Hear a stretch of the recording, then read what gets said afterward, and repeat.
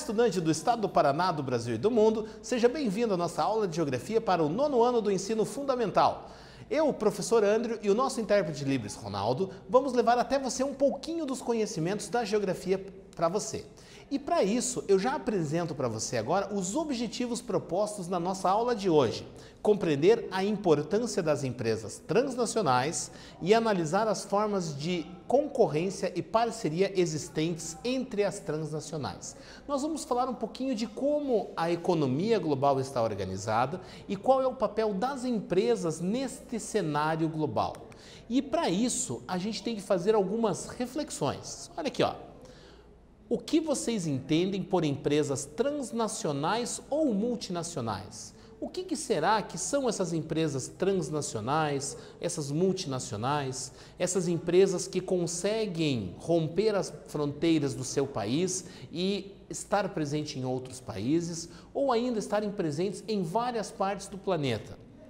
E ainda, vocês sabem como são realizadas as concorrências e as parcerias entre essas empresas? Será que essas empresas, elas são parceiras? Como que elas organizam as suas parcerias dentro do cenário global? Ou ainda, como se dá a concorrência entre estas empresas no cenário global? Será que você já consegue amadurecer alguma ideia com base nos conhecimentos prévios que você tem sobre esses assuntos? E aí, para isso, a gente já traz para você a definição do que são empresas transnacionais. Empresas globais, multinacionais ou também chamadas de transnacionais são empresas que possuem matriz em seu país de origem e atuam em outros países através da instalação de filiais. São classificadas como empresas transnacionais. E a imagem que você vai ver do lado direito da sua tela traz o exemplo de algumas dessas empresas transnacionais. Quando você se depara com produtos, com serviços, com marcas de automóveis que nós temos em nosso país, você vai perceber que estas empresas, por mais que elas tenham fábricas estabelecidas no nosso território, não são empresas genuinamente nacionais. São empresas cujas matrizes estão em outros países e que aqui se estabeleceram. Isso vale para automóveis, isso vale para aparelhos de telecomunicação e para os mais diversos tipos de aparelhos que nós dispomos em nosso cotidiano. A gente vai perceber que estas empresas muitas vezes acabam distribuindo seus processos produtivos, ou seja, suas fábricas, em diferentes partes do mundo. E você tem ideia de qual o motivo? Busca de fácil acesso a matérias-primas, incentivos fiscais e mão de obra barata. Então, uma empresa, quando ela vai se estabelecer em um determinado país, ela vai buscar alguns atrativos. Existem alguns fatores locacionais que vão incentivar a empresa a se estabelecer em um determinado local, seja a disponibilidade de matéria-prima, o incentivo fiscal, que são a redução dos tributos sobre o processo produtivo, mão de obra barata, disponibilidade de fontes de energia, entre outros atrativos que fazem com que as empresas venham a se estabelecer naquele determinado local, naquele determinado país. E quando uma empresa se estabelece em um país, os incentivos fiscais e a política de importação e exportação são fundamentais, pois vários produtos que são fabricados naquele local acabam sendo exportados para outras partes do mundo. E aí as políticas de importação e exportação também são importantes. Seguindo aqui, ó, tudo isto para quê? Para reduzir os custos de produção e aumentar a lucratividade, fazer com que a empresa ganhe mais dinheiro neste processo. E aqui, ó, essas corporações geralmente têm sede em um país com maior desenvolvimento e filiais distribuídas por outros países. Então, se a gente observar, as montadoras de automóveis que estão estabelecidas no Brasil são empresas cujo país de origem pode ser Estados Unidos, países europeus, pode ser Alemanha, França, são países desenvolvidos, mas optaram por se estabelecer em nosso país para produzir os seus veículos, pois o custo de produção aqui é menor e existe uma facilidade de exportação dessa produção para todos os países aqui no entorno, no caso aqui do continente americano ou até para outras partes do nosso planeta. E continuando aqui na tela, ó, Os investimentos realizados por elas são elevados e o retorno financeiro compensa. O lucro é destinado a investimentos para novas filiais e outra parte direcionada para a matriz. Então essas empresas elas ganham dinheiro de várias formas, reduzindo o custo de produção, pagando salários menores do que pagariam no seu país de origem e até mesmo pela variação cambial, ou seja, a valorização ou o valor da moeda de um determinado país comparada com a do país de origem. Um exemplo disso é quando a gente fala na cotação do dólar. Quando a gente trata a cotação do dólar, nós temos que saber que o dólar ele tem um determinado valor quando comparado à nossa moeda local. E isto faz com que, nessa variação cambial, nós tenhamos a possibilidade da empresa garantir um aumento dos seus lucros, pois os salários, os tributos são pagos em moeda local e quando convertido para o dólar, por exemplo, representa um valor muito menor do que se fosse no país de origem. E o lucro dessas empresas vai para novas áreas, ou seja, a matriz ela vai gerenciar este lucro e esse lucro muitas vezes não é investido no país qual gerou o lucro para a empresa. E agora que a gente falou um pouquinho das multinacionais, dessas empresas presentes em diferentes partes do planeta, nosso primeiro quiz na tela para você, ó. Assinale a alternativa que não se refere a uma característica presente nas empresas multinacionais ou transnacionais. Letra A, mobilidade territorial internacional. Letra B, busca por redução nos custos de produção. Ou letra C, emprego de mão de obra qualificada e cara. Qual que você acha? A, B ou C? Vai lá!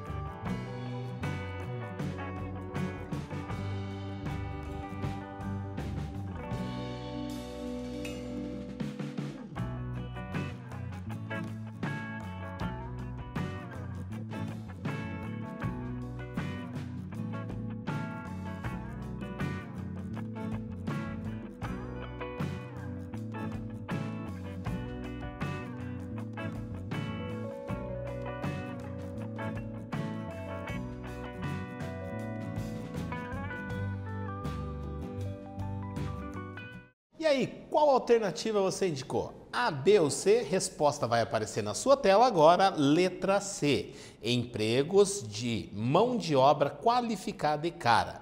Lembrando que esta questão queria que você indicasse a alternativa incorreta, ou seja, não se refere a uma característica presente nas multinacionais ou transnacionais.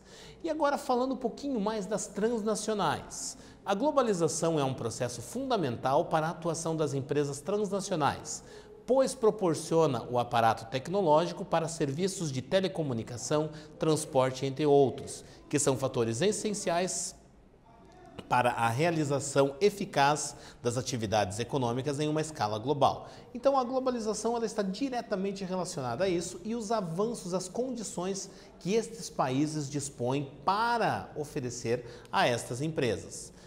Duas características, olha aqui na tela, ó.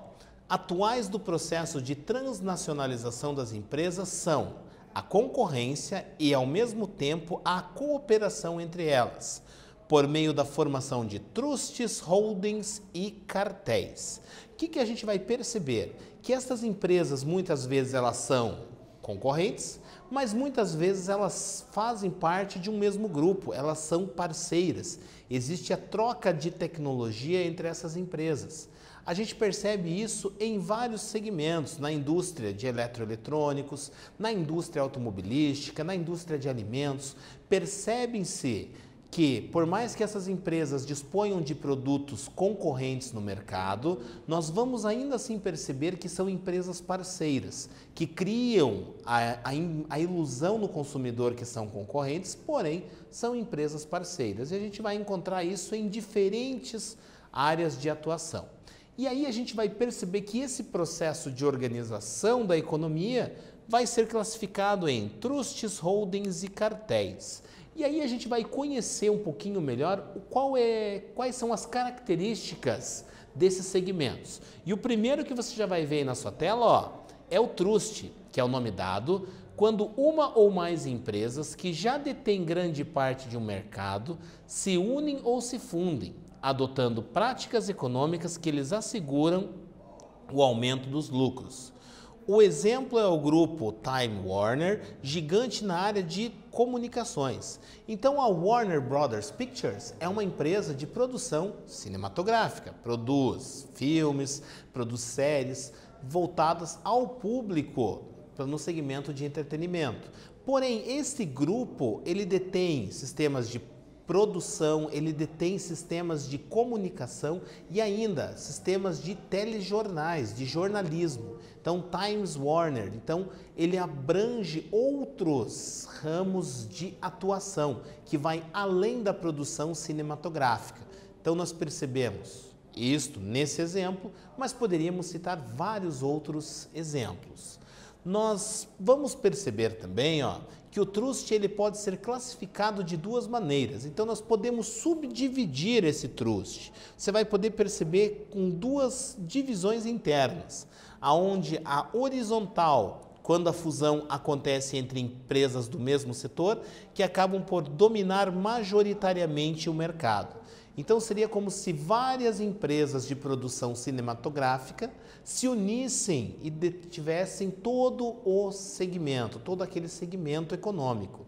E aí nós temos o vertical, quando a fusão é entre empresas responsáveis por etapas distintas do processo de produção. Se a gente pensar no mesmo exemplo da produção cinematográfica, a gente pode pensar nas produtoras, nas empresas que vão, como a Warner, vai produzir o material cinematográfico. Nós podemos pensar em empresas que farão a distribuição do produto final. Nós vamos poder também pensar nas salas de cinema, que também poderão ser de propriedade desse mesmo trust, onde os filmes serão exibidos. E ainda, dentro dessa estrutura das salas de cinema, ainda todas as empresas relacionadas ao cinema, desde bilhetagem, desde de comercialização de itens ali para consumo local, tudo isso fazendo parte de um mesmo segmento. Então, a gente percebe nessa verticalização, desde a produção do filme, a distribuição e ao produto final nas salas cinematográficas, ou até mesmo a detenção de canais de televisão para exibição desses produtos ali gerados. E aí, a gente vai ver que existem também holdings, que é um pouco diferente do trust. Para isso, acompanha na tela. Quando várias empresas se unem e uma delas se torna responsável pela administração das demais a partir de compra das suas ações. BRF, Brasil Foods, dona da Sadia e da Perdigão. Então, é uma empresa, a BR Foods, que ela detém a Sadia, detém Perdigão e detém uma série de outras empresas ligadas diretamente ao processo de produção alimentícia. E holding, por si só, é uma empresa que não produz e possui somente a função administrativa, comandando outras empresas e um bloco comercial ou um conglomerado. Então, a gente vai perceber que quando a gente fala tem essa organização, a gente percebe estas características próprias. Agora, a gente vai falar um pouquinho sobre a organização do cartel. O cartel é aquela prática que a gente às vezes percebe, inclusive no nosso cotidiano. Mas olha a definição, ó.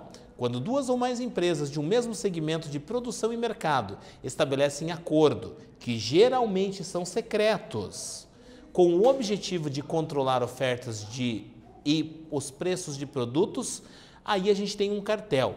E aí a gente pode pegar um exemplo muito presente no cotidiano que diz respeito ao preço dos combustíveis. Quando os donos de postos de combustíveis acabam de forma secreta fazendo um acordo para convencionar o preço a ser cobrado pelo combustível, aí nós temos um cartel. E o cartel ele traz um prejuízo ao consumidor, pois ele impede o consumidor de ter a oportunidade de escolher aquele produto que disponha do menor preço, pois os empresários acabam controlando o preço do produto e aí o consumidor, quando for procurar um determinado produto, ele pode procurar no estabelecimento A ou no estabelecimento B, que ele não vai ter uma diferença de preço.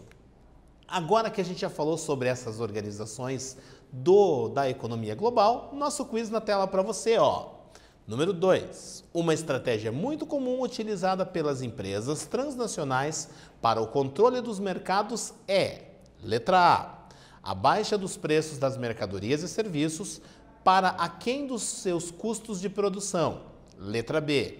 A realização de políticas sociais que disseminam propagandas positivas para as grandes marcas. Ou letra C, a fusão ou compra de empresas concorrentes ou até setores diferentes, os trustes. Letra A, letra B ou letra C? Vai lá!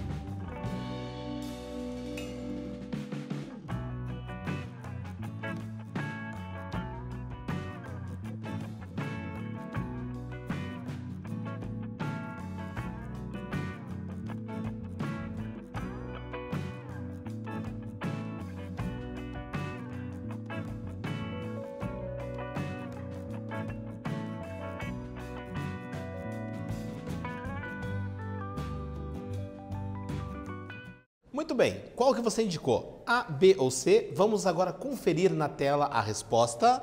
Letra C. A fusão ou a compra de empresas concorrentes ou até de setores diferentes, os chamados trusts. E já que a gente está nesse clima de resolução de quiz, olha outro quiz na tela para você, ó.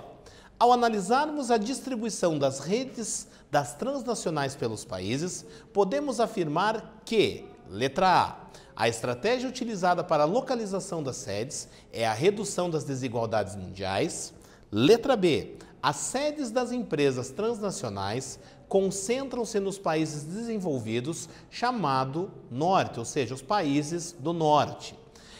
Letra C. As empresas transnacionais estão presentes igualmente em todos os hemisférios. Seguindo no ritmo A, B ou C? Vai lá!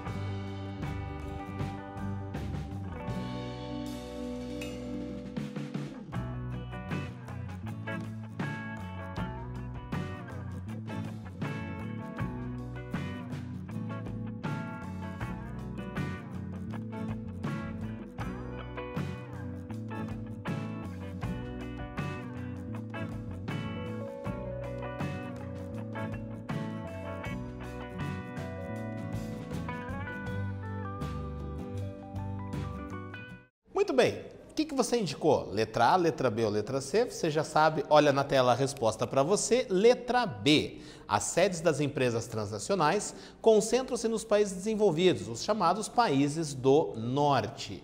E agora que a gente já resolveu alguns quizzes aqui durante a nossa aula, vamos para a nossa atividade mão na massa, que é a hora onde você vai vai aplicar na prática os conhecimentos vistos aqui nas nossas aulas. E olha aqui na tela como se dará a nossa atividade mão na massa. Durante a aula foram citados o nome de várias empresas transnacionais. Observe se no seu dia a dia você consegue identificar algumas delas nos produtos da sua casa. Faça uma lista em seu caderno com o nome do produto e a marca. Por exemplo, do seu celular, dos aparelhos eletrodomésticos, eletroeletrônicos, carros, entre outros produtos. Então eu quero que você anote no seu caderno as marcas desses produtos que estão presentes no seu cotidiano, seja dos gêneros alimentícios, eletroeletrônicos, eletrodomésticos, as mais diversas marcas. Faça essa análise e perceba que os produtos que estão presentes aí no seu cotidiano, na sua grande maioria, são de marcas transnacionais ou multinacionais. Marcas aquelas que estão presentes no mundo inteiro e aonde essas fábricas se estabeleceram aqui, pois perceberam aqui uma série de fatores favoráveis, dentre eles a disponibilidade também de um mercado consumidor. Pois de nada adianta a empresa se estabelecer em um país que não dispõe de um mercado consumidor para os seus produtos ou serviços. Agora que a gente falou sobre tudo isso, você já sabe a sua atividade mão na massa, vamos agora para a nossa revisão, ou seja, o que a gente estudou nessa nossa aula de hoje? Nós falamos sobre transnacionais e a sua importância e também as formas como exercem as suas concorrências e parcerias. Então a gente falou sobre como essas empresas estão organizadas no cenário global, como ocorrem as suas parcerias e o processo de concorrência entre elas. Agradeço a você pela sua participação nessa nossa aula de hoje, um forte abraço para você e até a próxima!